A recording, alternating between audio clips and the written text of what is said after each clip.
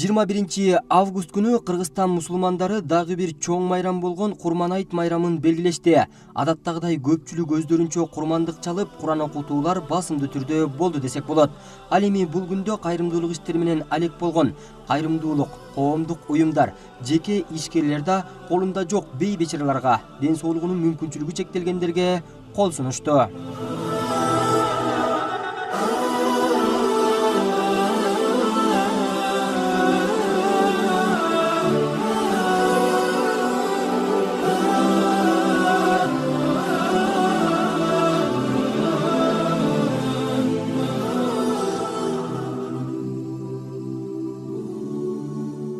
Алсак Кыргызстандагы KG Group курулуш компаниясынын жалпы жамааты дагы 22-август күнү 10дон ашык уй жандыгын курмандыкка чалышып, 500дөн ашык жардамга муктаж адамдарыбызга аш тамагын асышып, коноктоп колдоруна атайын бөлүнгөн курмандыктын эттерин таркатышты. Тагыраагы бул жерге көз азиздер, дүлөйлөр коомунан, карлар үйүнөн жана ата энесиз балдарыбыз да келишкен. Деги эле биздин жамаат менен эле биз өзүбүз ушул убакка чейин өзүбүз эле кылып келгенбиз. Баягы кээ бир фонддор бар, туура айтасыз. Башка сырттан же болсо кээ бир фонддордун жардамы менен, көмөгү менен ушундай иш-чара кылса, биз ушул жердеги союлган, чалынган курмандыктардын акчасы ар бир өзүбүздүн ушул жамаат, өзүбүздүн компания, өзүбүздөн чыгып, өзүбүздүн күчүбүз менен жасалган иш-чара.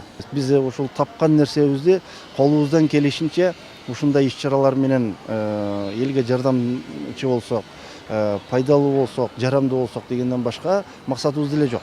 Бирок келечекте максатыбыз бар. Ушундай үй бүлөлөрдү аз да болсо көңүл эретинде, балким акчалай болбосо азык-түлүк менен ушул айда бир же болсо эң эле кыйналып кудуретибиз жетпей баратса, 2 айда бир ушундай иш-чара кылабыз деген үмүттөрүбүз бар.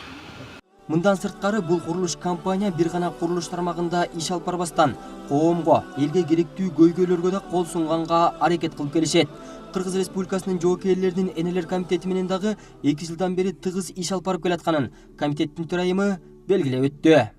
Ушу 16 жылдан бери мындайча айтканда 2 миллионго жакын акчасын сарптады. Ошол эле жоокерлерге апам жапкан нанды сагындым деген акциябыз бар. Ошону бүт Кыргызстанды айланып ушу жалаң чек арачыларга, застава отрядтын баарына чыгып келдик. Ошондой эле эң мыкты аскердик бөлүк энелердин көзү менен деген атайын конкурсубуз бар. Ошондой эле ден соолукка, ушу жоокерлердин ден соолугуна көзөмөл деген атайын конкурс бар. Ошого дагы абдан чоң жардамдарды берип, ошондой эле озеленение деп коебуз, жанагы бактарак өстүрүү боюнча мына 400гө жакын мына жалаң елкаларды тигип ар бир аскер бөлүккө бул жагынан жардам берди. Ошондой эле көптөгөн мына жакын арада биздин атайын аскер айымдарындагы форум өттү Ошто. Ошого 120 аялды алып барып, ошо жер 4 күн жүрүп, чоң научный конференцияларды өткөрдүк. Ошондой эле жерди көргөздүк. Дал ушул Кыргызга, элге кызмат кылам деп кадам таштаган жараныбызга жана KG Group курулуш компаниясынын жалпы жамаатына келген коноктор ыраазычылык сөздөрүн айтып өтүштү. KG Group'tu курулуш экенин 1 жылдан бери билем.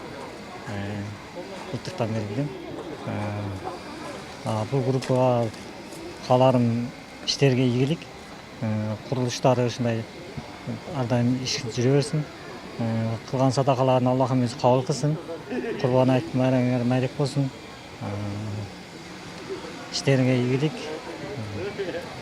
Чын ден соолук каалайм.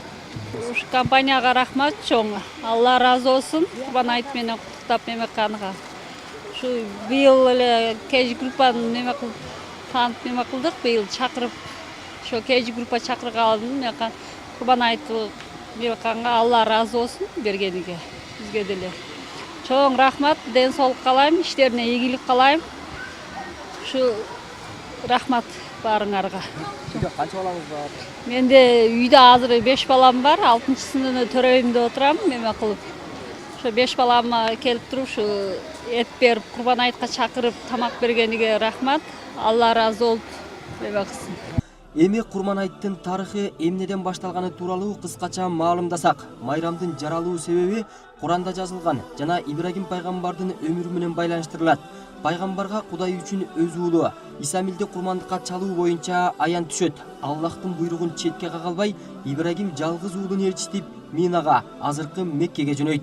Ибрагим бычакты эми шилтейин дегенде периштелер аны токтотуп калат. Бул пайгамбар үчүн сыноо эле. Ибрагимдин эң кымбат адамын курмандыкка чалуу ниети үчүн Аллах курмандык чалууга бейиштен кой жиберет да баланын өмүрүн албай калат. Ошондон бери ушул майрамга мал союлуп келет.